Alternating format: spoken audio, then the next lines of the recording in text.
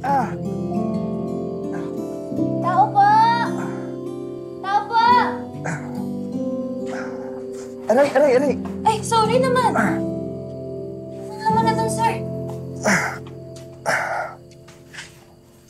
Tingin nga. Nadaplisan ka nga. Ay. Ay. Sir, oh. May mga gamit. Ay, may bigas. Baka sa may-ari yan. Baka umalis lang sila. Tao po! Sir! Tao po! Sir! Walang tawagin, baka sumagot pa.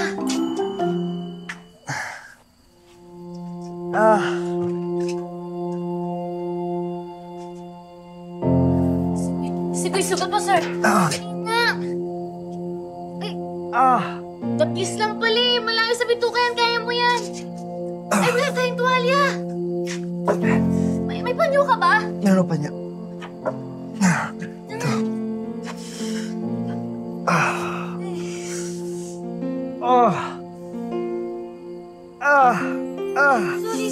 Sorry.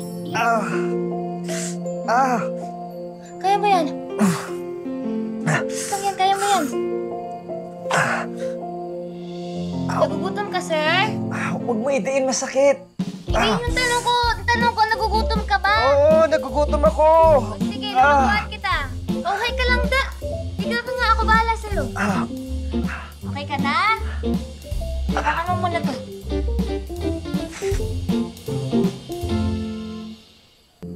Ay. Uy, manok! Tao po! Sino may-ari ng manok? Sumasagot ha, isa pa nga. Hello po! Sino may-ari ng manok? Ulamin lang! Eh, di wala!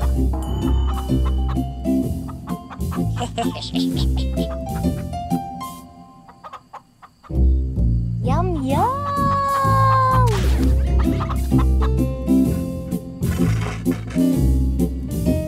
Ano yan? Favorite ko! What one? What two? What three? Relax ka lang dyan, Sir Francis. Maluto ko. Ako bahala. Steady ka lang dyan. Itip ka lang. I got this. Hey. Hala. Hangin.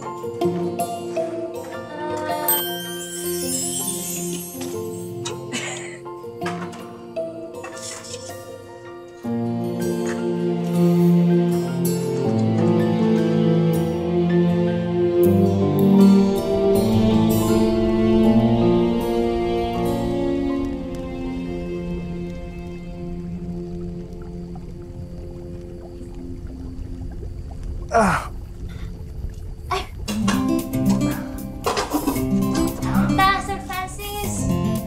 Huwag ka mag-alala. Yung manok na nahuli ko, pinaalam ko naman dun sa may-ari. Nandun yung may-ari? Hindi siya sumagot. Pero, importante nagpaalam naman ako eh. Tsaka masarap yan.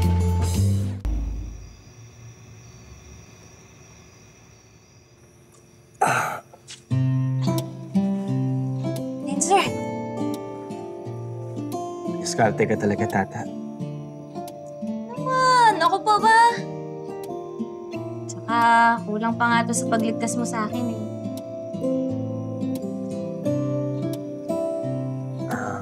Pwede ba pahigop ng sabaw? Sige, masarap yan. Masakit kasi yung tagiliran ko. Umaangat yung kamay ko. Sige, ako na. Bebe naman nito. Galing.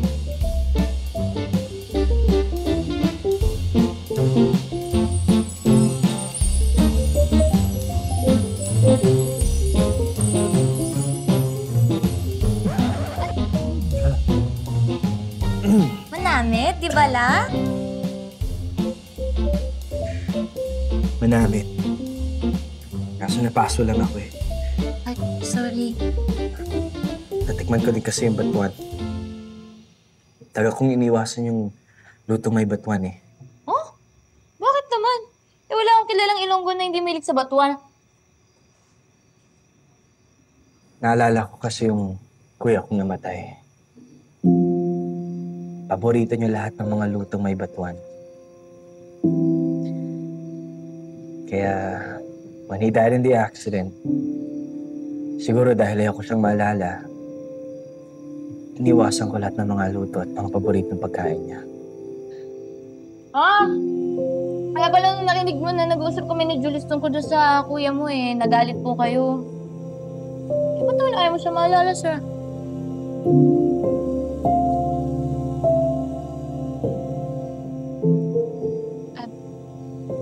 Sorry na. Sir, kung di ka komportable, hindi na mo ulit. Sabihin mo lang sa akin. Ay na. Si Kuya Vincent kasi magaling yun sa lahat ng bagay. He was the one destined to take over the company. But when he died, walang choice si mama at si Sir Gov. May pasa sa akin ang kumpanya. But I can tell when I look at them in the eyes, deep inside, I know that they wish na sana ako na lang yung nawala. At hindi si Kuya. Baka naman ikaw nag-iisip niyan, sir. Uy, masama yung ganyan. Don't get me wrong. It doesn't bother me. Sanay naman ako sa trato ng mga magulang ko sa akin. Dagdal mo pala, no, sir? Akala ko ba gutom ka na? Kumain ko na kaya. Ako po. Gutom na nga ako eh. So, kumain ka na. Sakit nga yung tigaliran ko. Sige na nga, ako na. Nga. Ha? Ah. Ay, sorry.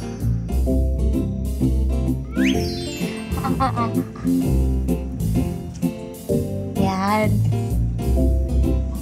Manamit? Manamit. Chicken.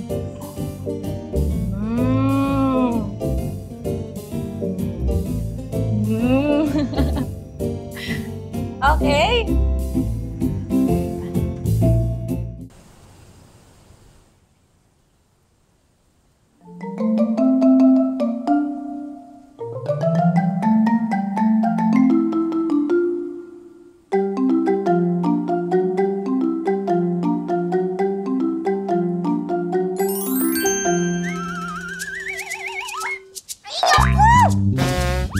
Hoy! Sira ka ba? Ba't mo ko niyayakap pa?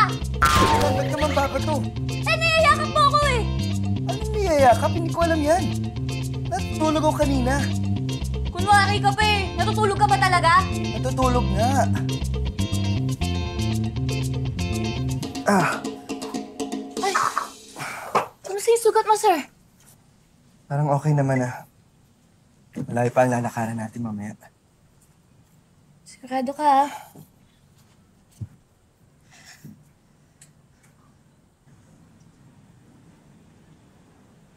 Alam mo, if it weren't for the circumstance kung bakit tayo napadpad dito, I would have loved to stay a bit longer.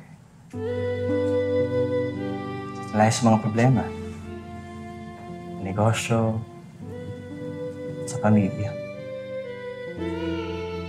Sir, pwede ba kapag kinakausap mo ako, huwag ka nga masyadong nag-i-English. Bitin mo nga Tagalogin mo. Sabi ko, masaya ako na napadpad tayo dito. Sabi ko, masaya ako na napadpad tayo dito. Malayo sa mga problema, sa negosyo, at sa pamilya. Tulog ah? Kahit batuan at manok lang yung lagi mong kakainin? Ako, di ko kaya yun, no? Tsaka, ang kati-kati kaya dito, puro lamok kagabi. Salamat pala sa niluto mo kagabi. Sarap. Thank you din, sir, ah. Kung hindi mo ako niligtas at tinulungan, sana wala kang sugat ngayon.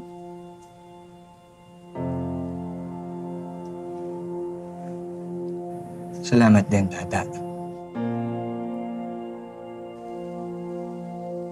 Alam mo, nung una akala ko, problema lang ang dadalhin mo sa akin. Pero nagkamali ako. Hindi ka susuko eh. Madiskarte ka, magaling, at may malasakit ka sa mga tao sa paligid mo. Kabuot sa imo. Swerte kung sino mang mamahalin mong tao, Tata. Ano yun, sir? Swerte kung sinong mamahalin mong tao, Tata.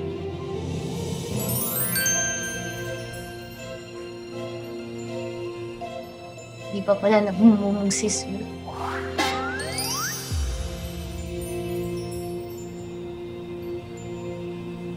May tao ba dyan?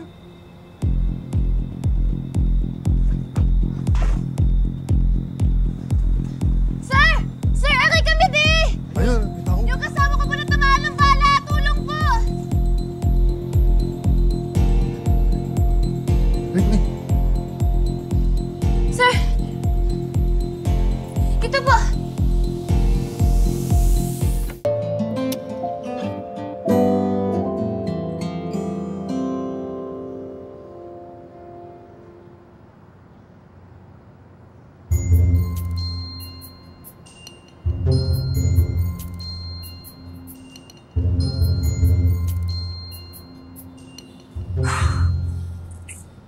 Oh, anak.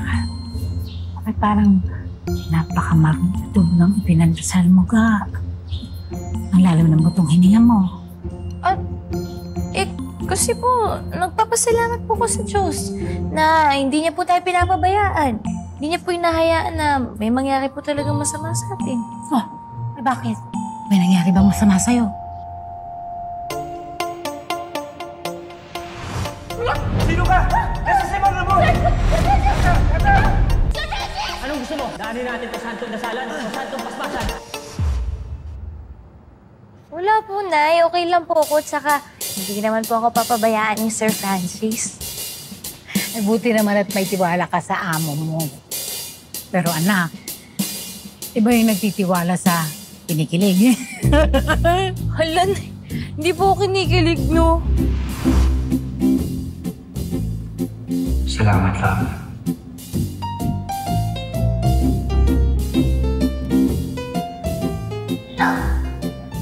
Yes.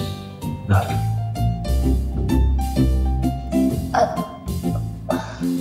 Wala yan. Love. Po yun. Basta anak, eto ha, minsan ko lang sasabihin sa'yo. Yung trabaho na pinasok mo, di yan gaya ng iba na kaya mong ihiwalay ang personal mo. Sa totoo lang, napaka-personal niyang ginagawa mo. Yung magpanggap na asawa. At dahil dyan, hindi mo maiiwasang maapektuhan yung damdamin mo. Nay, wala po akong nararamdaman kay Sir Francis. Oo. Eh, hindi ka naman tao kung wala kang nararamdaman. Ang masama, kapag inaksyonan mo, yung nararamdaman mo. Nay, alam ko naman po na ginagawa ko lang po ito para po sa'yo. Tsaka, alam ko po yung limitasyon ko. Alam ko po na trabaho lang po ito. Ginoo, palakasin niyo po at patatagin ang anak ko. Sana'y huwag po maging marupok ang pagkatao niya. Nay? Huwag na maingay, seryoso. Diyos ko, alam kong kayo lang po ang makakaligtas sa anak ko. Huwag niyo po siyang gawing marupok.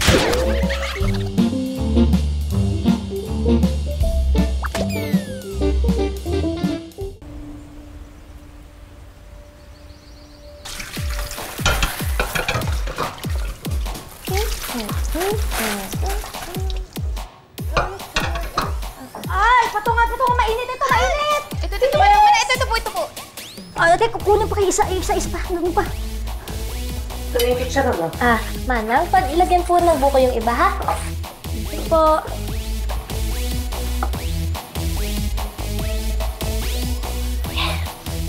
Bango! Nora, ang dami pang bubuhatin doon. Tulungan mo kaya ako. Opo, ito na po. Ikaw talaga. Ka na. Manang, teka lang. Tingnan mo. Bakit ganun? Parang ang galing niya na ulit magluto.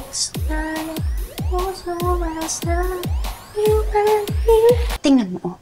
Bakit ganun? Parang ang galing niya na ulit magluto. Iyaan mo nga siya. Halika na, ang dami pa. Manang, teka lang. Tingnan mo. May hindi talaga ako ma-explain eh. Pero parang may kakaiba dyan kay Ma'am Venice. Parang siyang sinasapian kong minsan. Tingnan mo, oh. Nora, guntingon kung ginakaroon ng dila mo. Manahimik ka, baka marinig ka. Gawin mo yung trabaho mo. Ito ka na. Upo.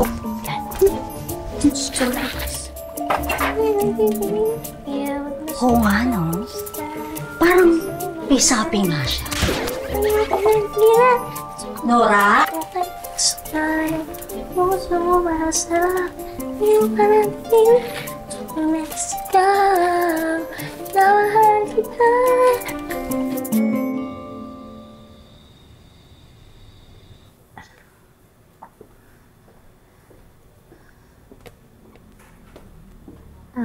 Ma'am Margaret, Sir Gov, ito na po yung aking bad choice sa moto.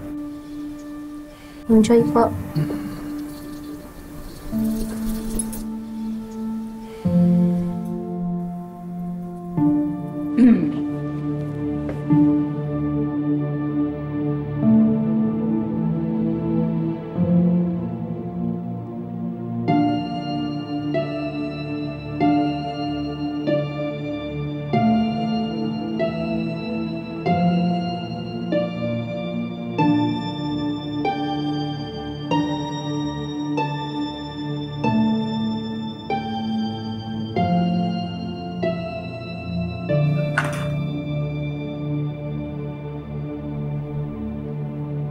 At hindi niyo po ba nagustuhan?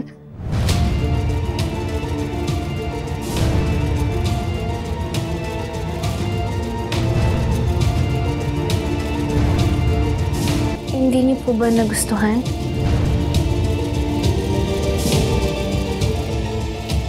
I-launch natin itong Batchoy sa buko on Monday in all of our branches. Francis, make sure everything is perfect, okay? Yes, Sir Gov. Buti naman naalala mo yung recipe mo. Hindi mo sinayang yung oras namin.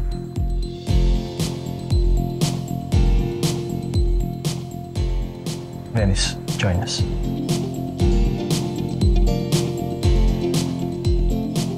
Thank you. Salamat.